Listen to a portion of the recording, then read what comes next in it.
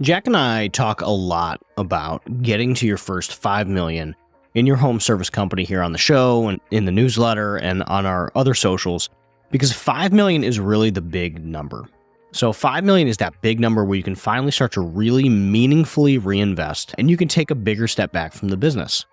So at $5 million, you probably have 2, maybe 3, 4 managers.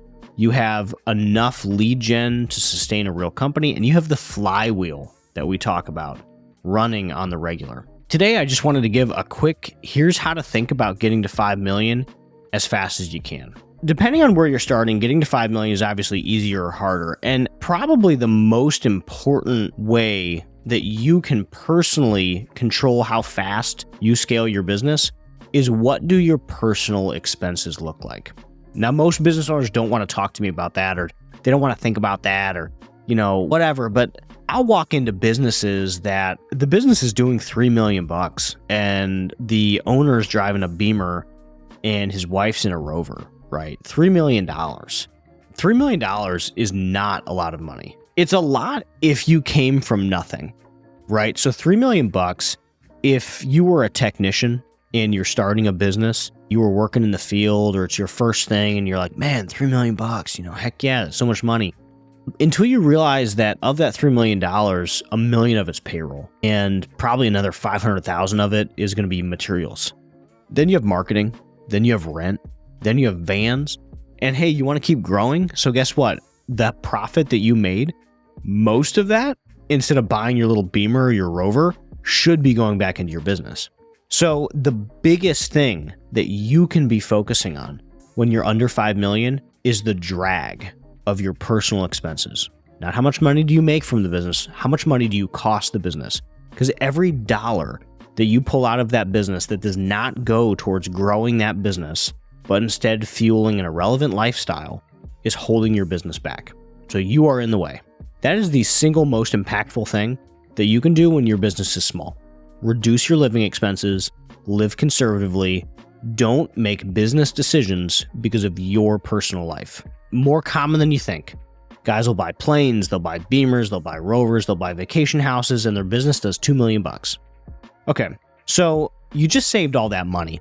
You're not paying 20 grand a month or a year in car payments, you don't have the vacation house, you didn't buy the plane. So now you get to take that extra $50,000 to $60,000 and you get to reinvest it. That's a big deal.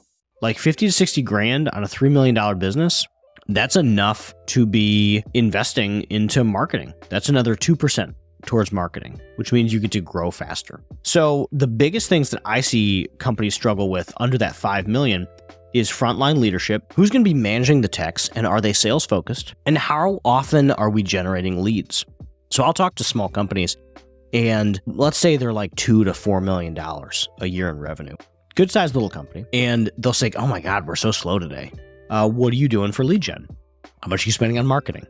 Are you using LSA? Are you doing PPC? Did you partner up with service scalers? What are the different things that you've done to drive lead gen? And then we find out that, oh no, I had this one agency burn me one time, so now I spend 1% of revenue on marketing, or 2% of revenue on marketing. That is not possible. Like, we spend about 4.5%, 5% on marketing. That's because we are a larger business that has other ways to drive leads. You need to be spending 10 to 12% a month on new lead generation, because you're tripping over dollars to get to dimes. You're focusing on the wrong thing, right? You're trying to save a buck, but by saving a buck, your guys don't run at full capacity. And because they don't run at full capacity, you don't get full revenue, and your slow periods are worse. And getting that flywheel going is the next most important thing that you can be doing.